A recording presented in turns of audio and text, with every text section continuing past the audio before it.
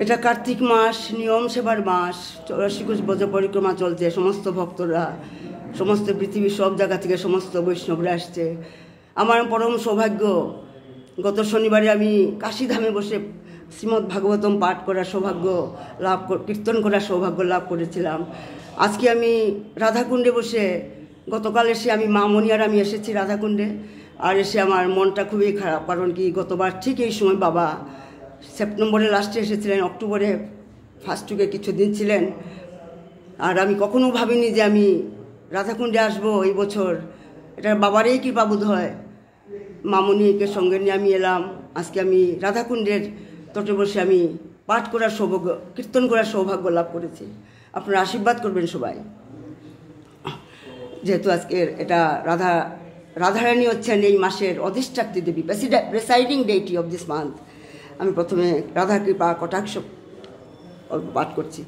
মুনীন্দ্র বৃন্দ বন্দিতে ত্রিলোক শোকহারিণী, প্রসন্ন বক্ত পঙ্কজে নিকুঞ্জ ভূবিলাসিনী, ব্রজেন্দ্র ভানু নন্দিনী ব্রজেন্দ্র শুনু সঙ্গতে, কদা করিষ্য শ্রীহমাং কৃপা কটাক্ষ ভাজনম। এটা অনেক বড়, ছোট করে করলাম।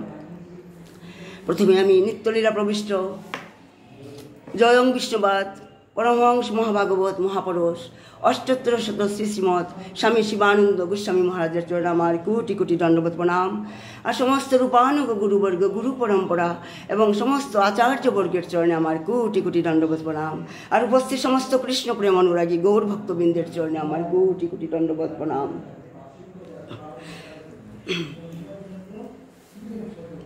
মনটা খুবই ভালো লাগছে রাধাকুণ্ডের তটে বসে, কিন্তু বাবাকে খুবই মিস করছি। মানে কথা তো কিছু শোনা যাচ্ছে না, আপনারা কি শুনতে পাচ্ছেন? কি কিছু শোনা যায়নি পুরুষোত্তম?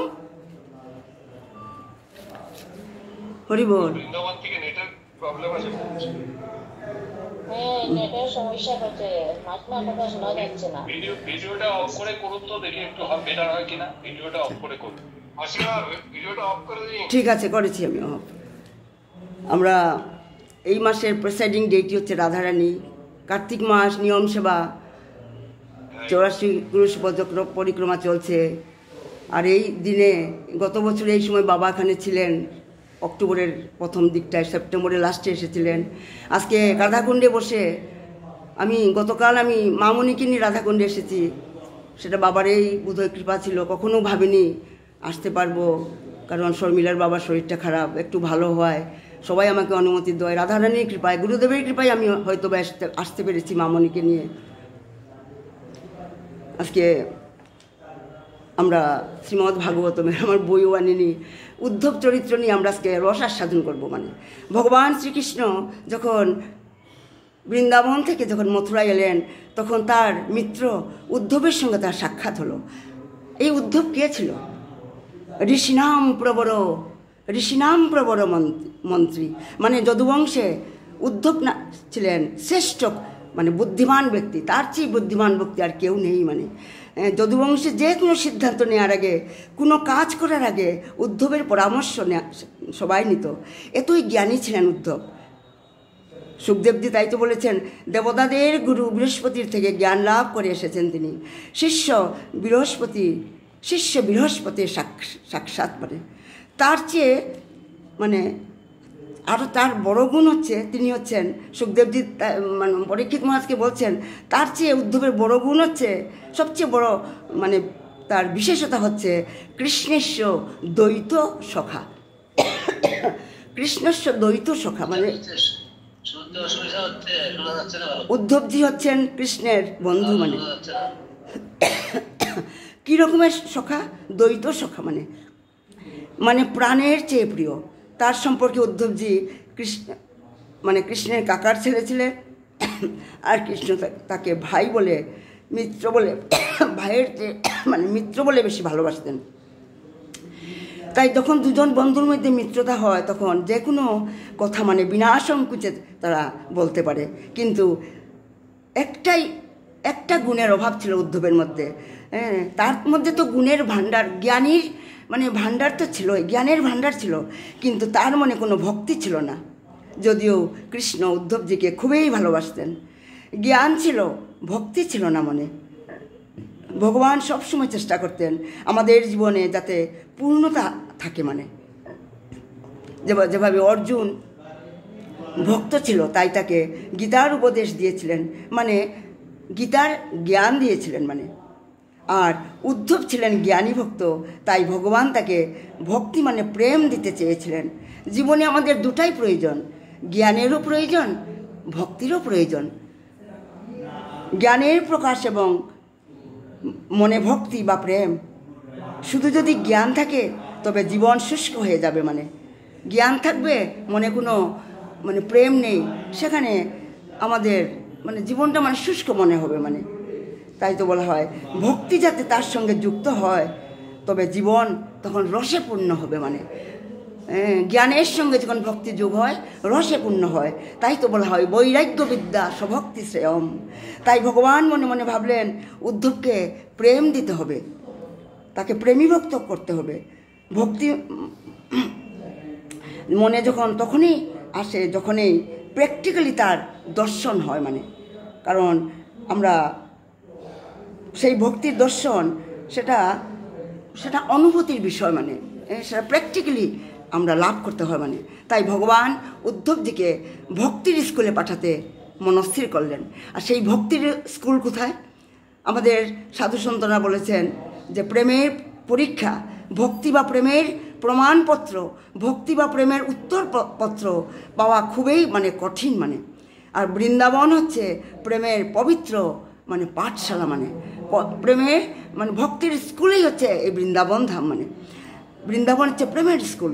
তাই উদ্ধবজিকে বৃন্দাবন পাঠাবার জন্য মনস্থির করলেন। কিন্তু কিভাবে পাঠাবেন, কি বলে পাঠাবেন? ভগবান শ্রীকৃষ্ণ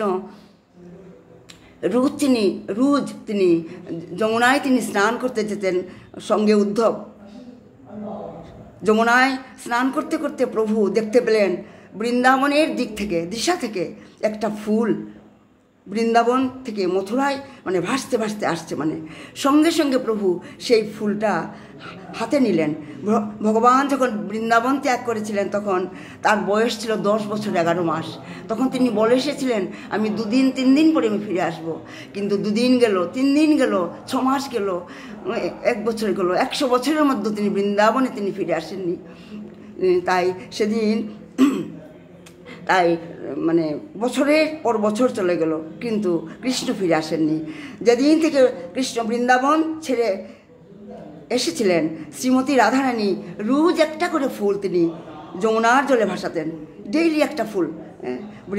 বৃন্দাবন থেকে মথুরায় পথে যমুনার জলে ভাসতে ভাসতে আসতো। মনে মনে এই একটা আশা রাধারানীর, কোনো না কোনো দিন মানে শ্রীকৃষ্ণ তার প্রিয়তম কানা যমুনায় স্নান করতে আসবে, আর এই ফুলটা দেখে বৃন্দাবনের কথা মনে পড়বে, রাধারানীর কথা মনে পড়বে, গোপীদের কথা মনে পড়বে, গাভীদের কথা মনে পড়বে, মা যশোদার কথা মনে পড়বে, নন্দ বাবার কথা মনে পড়বে। আর ভগবান শ্রীকৃষ্ণ সেই ফুলটা হাতে নিলেন আর নাকের মধ্যে গন্ধ শুকলেন। আর তার কৃষ্ণ এতটাই মানে বিহ্বল হয়ে গেলেন, তার মনের কোণে যে লুকিয়ে থাকা বেদনা সেটা জেগে উঠল, আর প্রভু মূর্ছিত হয়ে সেখানে বেহুশ হলেন, মানে। আর ফুলের গন্ধ পাওয়া মাত্র রাধারানীর কথা স্মরণ এলো, মা যশোদার কথা স্মরণ এলো, সমস্ত ব্রজবাসীদের কথা স্মরণ এলো। আর উদ্ধবজি দূর থেকে সেই দৃশ্য দেখছিলেন। আর কৃষ্ণ দেখতে পেলেন কৃষ্ণ তিনি কৃষ্ণ অচেতন হয়ে গেছেন, মানে তিনি অচেতন হয়ে গেছেন। দৌড়ে চলে এলেন উদ্ধবজি, এসে ভগবানকে হাতে নিয়ে বললেন কি হয়েছে প্রভু? কিন্তু ভগবান কৃষ্ণ কিছুই বললেন না, চুপ করে আছেন। আর উদ্ধব কোনো মতে কৃষ্ণকে প্রাসাদে তুলে নিয়ে এলেন, আর পালঙ্কে শুইয়ে দিয়ে বললেন ভগবানকে। আর কিছুক্ষণ পরেই কৃষ্ণের জ্ঞান ফিরল। উদ্ধব দেখতে পেলেন ভগবানের চোখের মধ্যে জল, ভগবানের চোখে জল, ভগবান কাঁদছেন। উদ্ধব বললেন কি হয়েছে প্রভু? আপনার চোখে জল? ভগবান তখন বলতে লাগলেন উদ্ধব মুঝে ব্রজ বিস্মরিত নহে, মুঝে ব্রজ বিস্মরিত নাহি, হে উদ্ধব, আমি আমার বৃন্দাবনকে আমি ভুলতে পারছি না, আমি ব্রজবাসীদের ভুলতে পারছি না উদ্ধব, আমি আমি যশোদামাকে ভুলতে পারছি না, নন্দ বাবাকে আমি ভুলতে পারছি না, আমি আমি তাদের জন্য আমার চোখে জল। উদ্ধব বললেন, আপনি তো ভগবান, আপনি স্বয়ং ভগবান, ভগবান হয়ে আপনি কাঁদছেন, অন্যের জন্য আপনি কাঁদছেন। আর ভগবান বুঝতে পারলেন উদ্ধব এতটাই জ্ঞানী যে সে প্রেমের ভাষা সে বুঝে না, উদ্ধব প্রেমের ভাষা বুঝে না, অনুভূতি তার নেই মনে। উদ্ধবজি বললেন, কাঁদবেন না প্রভু। আরে তখন কৃষ্ণ বললেন, উদ্ধব, আমার আমার আমার বিরহে আমার মা যশোদা, আমার বাবা নন্দ বাবা, রাধারানী, ব্রজবাসী, গোপবালক সবাই কাঁদছে আমার বিরহে। আমি মথুরা থেকে এখন বৃন্দাবনে আমি এসেছি, আমার ইচ্ছা থাকা সত্ত্বেও আমি বৃন্দাবনে এখন যেতে পারছি না, কারণ আমি মথুরার রাজা, আমি রাজার আমার অনেক কর্তব্য দায়িত্ব, আমার রাজকার্যে আমি ফেসে আছি। তখন উদ্ধব বললেন, হ্যাঁ প্রভু, আপনি যদি আজ্ঞা করেন আমি বৃন্দাবনে যাব, বৃন্দাবন যাব, এটাই তো আমি চাই উদ্ধব, যে কোনো বাহানায় তুমি বৃন্দাবনে চলে যাও। উদ্ধব তো বুঝতেই পারছে না, উদ্ধব বুঝতেই পারছে না কেন ভগবান ভক্তের জন্য কেন কাঁদছে। আজ আমি, কৃষ্ণ বললেন উদ্ধবকে, আজ আমি ভক্তের জন্য আমি কাঁদছি, আর তুমি আমার সেই ভক্তদের একবার গিয়ে তুমি তাদের সঙ্গ করো, তবে তুমি বুঝতে পারবে যে তুমিও তখন বুঝতে পারবে, প্রেমের ভাষা বুঝতে পারবে, আর তুমিও বৃন্দাবন যখন যাবে তুমিও কেঁদে কেঁদে তুমি বৃন্দাবনে তুমি মানে মথুরায় তুমি আসবে। একবার যে বৃন্দাবনে যায় সে ভুলতে পারে না, সে তাকে কাঁদতেই হবে, বৃন্দাবনে আসলে কাঁদতেই হবে, তোমাকে কাঁদতেই হবে উদ্ধব, তুমিও কেঁদে কেঁদে আবার মথুরায় ফিরে আসবে। তখন উদ্ধব বললেন, হে প্রভু, আমি যাব বৃন্দাবন, কি সন্দেশ নিয়ে যাব প্রভু, কাকে কি সন্দেশ দেব? তখন কৃষ্ণ উদ্ধবকে কাকে কি বলতে হবে বোঝাতে লাগলেন।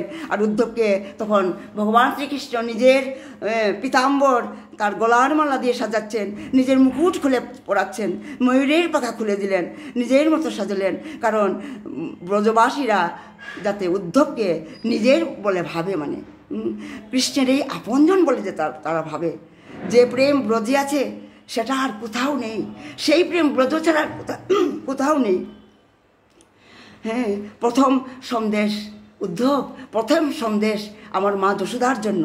হ্যাঁ, গঙ্গার জলের মতো কোনো জল হয় না, ঠিক সেইভাবে মার হৃদয়ের মতো আর কোনো হৃদয়েই হতে পারে না, মার সমান আর কেউ নেই। কিন্তু আমরা কি করি, আমরা এই জড়জগতে আমরা বড় হয়ে সেই মাকে আমরা ভুলে যাই নিজের অভিমানের জন্য।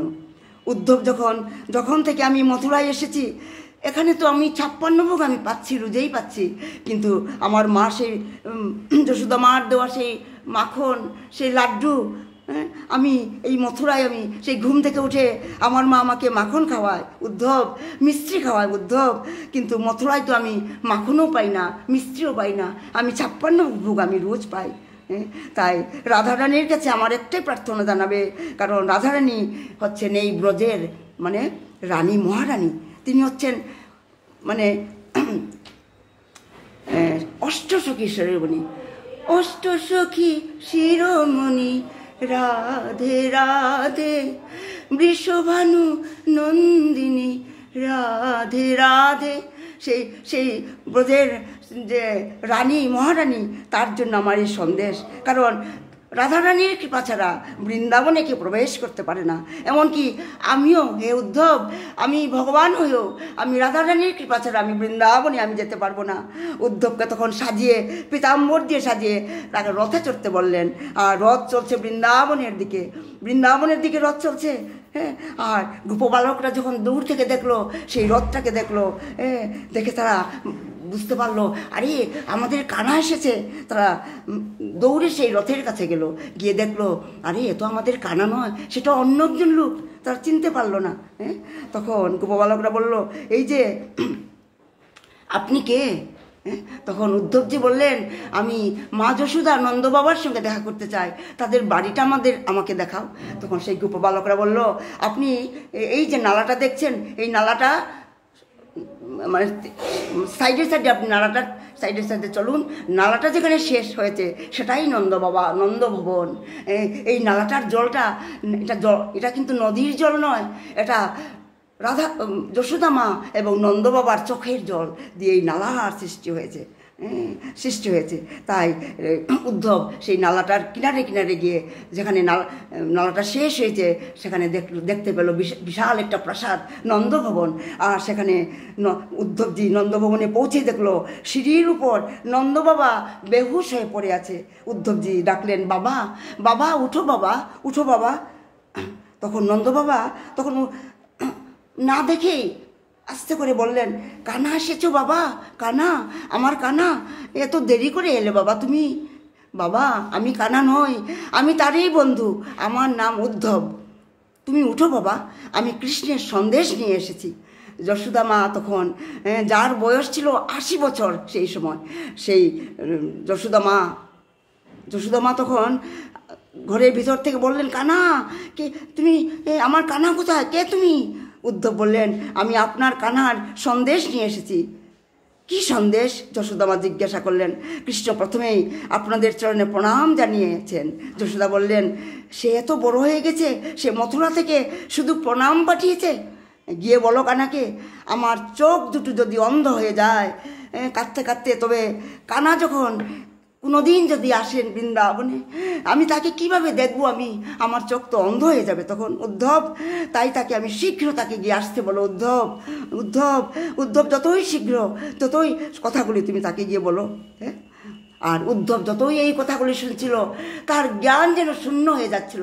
কারণ উদ্ধব ছিলেন জ্ঞানী ভক্ত, তার মধ্যে প্রেম ছিল না, প্রেমের ভাষা সে জানতো না। সেই উদ্ধব যখন এই কথাগুলি শুনছিল, তার জ্ঞান যেন চলে যাচ্ছে, শূন্য হয়ে যাচ্ছিল তাই তো কৃষ্ণ যখন কাঁদছিল, উদ্ধব তখন হাসছিলেন। আর আজ এই প্রেম দেখে তার জ্ঞান হারিয়ে যাচ্ছিল, তার মধ্যে ভক্তি প্রবেশ করলো। আর যশোদা মা উদ্ধবজিকে ঘরের ভিতর নিয়ে গেল আর বলতে লাগলো, উদ্ধব, জুড়ে জুড়ে কথা বলবে না উদ্ধব, চুপ করো। এই যে কানা আমার শুয়ে আছে, তাকে আমাকে দুধ দিতে হবে, এই তো তার বিছানা। আরে উদ্ধব, আমি পাগল হয়ে গেছি, সে তো এখানে নেই, সে তো আমাদের ছেড়ে মথুরায় চলে গেছে। আবার মা কাঁদতে লাগলো, উদ্ধবও তখন কাঁদতে লাগলো। উদ্ধবের চোখে জল আসলো, জ্ঞানী ভক্তের চোখে জল। প্রেম তাকে তার হৃদয় বিগলিত করেছে, ভুল হয়ে গেল। উদ্ধব যমুনার স্নান করতে গেল। গোপীরা সকালে দেখলো নন্দভবনের সামনে একটা রথ দাঁড়িয়ে আছে। তারা ভাবলো, কৃষ্ণ কি এসেছে? কৃষ্ণ যদি আসতো, সে তো আমাদের সঙ্গে প্রথম এসে দেখা করতো। তখন গোপীরা উদ্ধবের পিছে পিছে গেল। গোপীরা চিন্তা করছিল কিভাবে উদ্ধবের সঙ্গে কথা বলবে। ঠিক সেই সময় একটা ভ্রমর এলো সেখানে। সেই ভ্রমরটা একবার উদ্ধবের কাছে গেল, আবার গোপীদের কাছে উঠতে উঠতে গেল। আমাদের আচার্যরা তাই তো বলেছে, এই ভ্রমরটা আর কেউ নয়, কিন্তু এই ভ্রমর হচ্ছে স্বয়ং কৃষ্ণ। এই ভ্রমরটা হচ্ছে স্বয়ং কৃষ্ণ। গোপী এবং উদ্ধবকে মিলানোর জন্য এসেছে এই ভ্রমর হয়ে, ভগবান শ্রীকৃষ্ণ এসেছে। গোপীরা ভ্রমরটাকে দেখে গীত গাইতে আরম্ভ করলো। তাই তো আমরা দেখেছি, আমরা ভগবতমে 10ম অধ্যায়ে ভগবান গোপীদের অনেক গীত আছে, গোপী গীত, ভ্রমর গীত, প্রণয় গীত, বেণু গীত।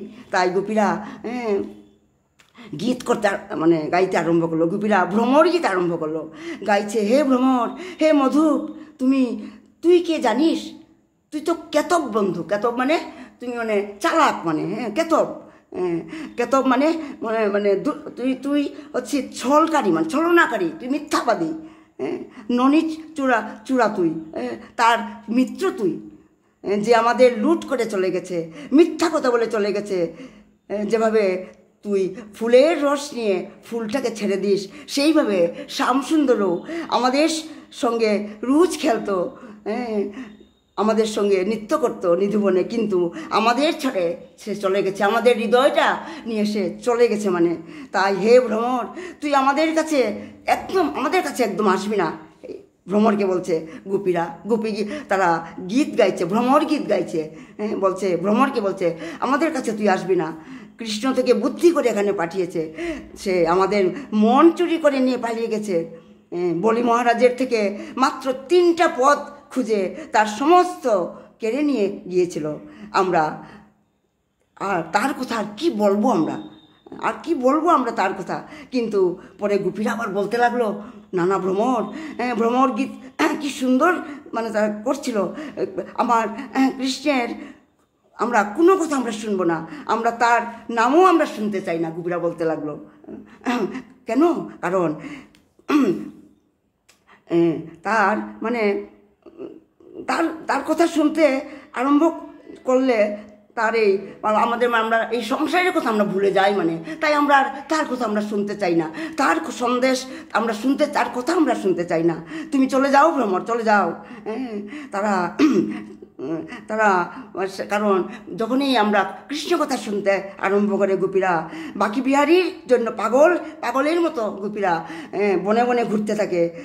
ভিক্ষু চর্যাম চরন্তি, তারা নিজের ঘর বাড়ি ছেড়ে তার কাছে চলে যায়। আবার কিছুক্ষণ পর তখন যখন জ্ঞান ফিরল গোপীদের, তারা বলে উঠলো নানা ভ্রমর তুই কিছু মনে করিস না ভ্রমর, আমরা তো এমনিতেই সব কথা বলছিলাম, দুঃখে বিরহে এই কথা বলছিলাম ভ্রমর, আমাদের কাছে আয় ভ্রমর, তার কথা আমাদের শোনা, সেই চূড়ার কথা, ননী চূড়ার কথা আমাদের শোনা, যে আমাদের মন চুরি করে নিয়ে গেছে। এইভাবে তারা ভ্রমরটার সঙ্গে কথা বলতে লাগলো।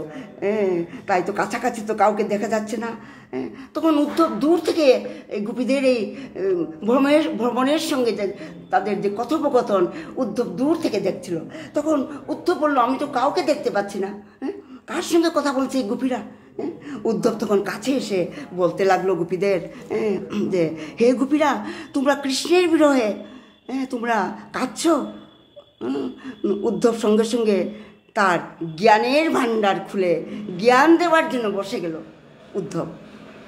এসো গোপীরা, আমি তোমাদের যম নিয়ম আসম প্রাণায়াম প্রত্যাহার ধ্যান সমাধি এই রকমের অষ্টাঙ্গ যোগ শেখাবো। এখন আমি তোমাদের মানে ব্রহ্মের সঙ্গে আমি পরিচয় করাবো। গোপীরা বলতে লাগলো। গোপীরা তখন বলল কি বললে? এই ব্রহ্মের সঙ্গে মেলাবে? এই ব্রহ্মকে আমরা তো কাউকে চিনি না, আমরা এই যে তুমি অষ্টাঙ্গ যোগ, আমরা সেটা কিছুই জানি না, আমরা শুনতেও চাই না, আমরা কিছুই জানতে চাই না। আমরা তো শুধু একজনকেই জানি, আমরা সেই বাপকি বিহারীকেই আমরা জানি, আমরা আর কাউকে আমরা জানি না। আর আমরা কারোর কথা শুনতে চাই না। তুমি কোথা যোগ শেখাতে এসেছো আমাদের? আমরা তা চাই না। তুমি কি ভাবছো কৃষ্ণ চলে গেছে? গোপীরা আবার বলল উদ্ধব তুমি কি ভেবেছো কৃষ্ণ বৃন্দাবন থেকে চলে গেছে? না উদ্ধব, সে তো আমাদের সঙ্গেই আছে। সঙ্গম বিরহ বিকল্প বিরহ না সঙ্গমতস্য। প্রেম যখন গভীর হয়ে যায় তখন বিরহ সেখানে থাকে না, সেখানে বিরহ থাকে না। যেদিন থেকে কৃষ্ণ চলে গেছে সেদিন থেকে যেদিকে তাকাই সেদিকেই আমি কৃষ্ণময়, সব দিকে আমরা কৃষ্ণকেই দেখতে পাই, সব দিকেই আমরা কৃষ্ণকে দেখি। উদ্ধবজি বৃন্দাবন একদিনের জন্য এসেছিল, কিন্তু 6 মাস গেল। একদিনের জন্য এসে 6 মাস হয়ে গেল। গোপীরা তাকে যে প্রেমের তত্ত্বজ্ঞান দিয়েছিল উদ্ধবকে, উদ্ধবের চোখে জল অস্ত্র বিসর্জন হয়েছিল, তার জ্ঞান শূন্য হয়ে গিয়েছিল। প্রেমের পরিভাষা বুঝতে তারা সে আস্তে আস্তে বুঝতে পারছিলেন।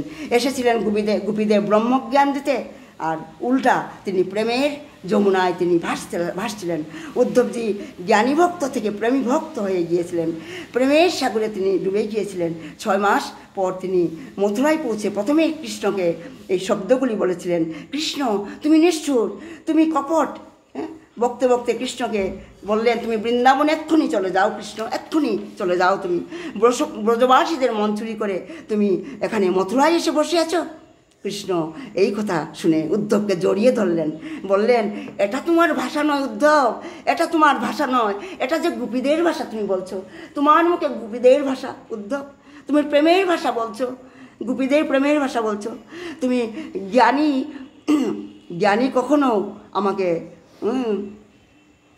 নিষ্ঠুর কপট এই শব্দগুলো জ্ঞানী ভক্ত আমাকে কখনো বলতে পারে না, তাদের মুখ দিয়ে এই শব্দগুলি কখনো বেরোয় না। এই নিষ্ঠুর কপট এই শব্দগুলি কখনো জ্ঞানী ভক্তর থেকে বেরোয় না। তুমি ব্রজবাসীদের প্রেম দেখে এসে, ব্রজবাসীদের প্রেম দেখে এসে প্রেমী ভক্ত হয়ে প্রেমের ভাষা বলছো উদ্ধব। তুমি কি ভাবছো আমি ওদের ভুলে গেছি? আমি সব সময় আমি তো তাদের সঙ্গেই আছি। আমি তো এই লীলা তোমাকে প্রেমীভক্ত বানানোর জন্য আমি করেছি। বৃন্দাবনে আমি তোমাকে পাঠিয়েছি। এই জগতের গুরু হচ্ছে ব্রাহ্মণ, আর ব্রাহ্মণদের গুরু হচ্ছে সন্ন্যাসী, আর সন্ন্যাসীদের গুরু হচ্ছেন অবিনাশী, আর অবিনাশীর গুরু হচ্ছেন ব্রজবাসী।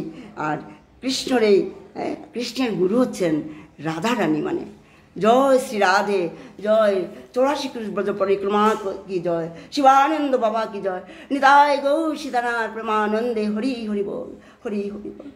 হে কৃষ্ণ গোবিন্দ হরে মুরারি, হে নাথ নারায়ণ বাসুদেব। হে কৃষ্ণ গোবিন্দ হরে মুরারি, হে নাথ নারায়ণ বাসুদেব। প্রণাম সবাইকে, প্রণাম। আমার ভুল ত্রুটি মার্জনা করুন। প্রণাম প্রণাম। জয় রাধাকুণ্ড কি জয়, বৃন্দাবন ধাম কি জয়। প্রণাম।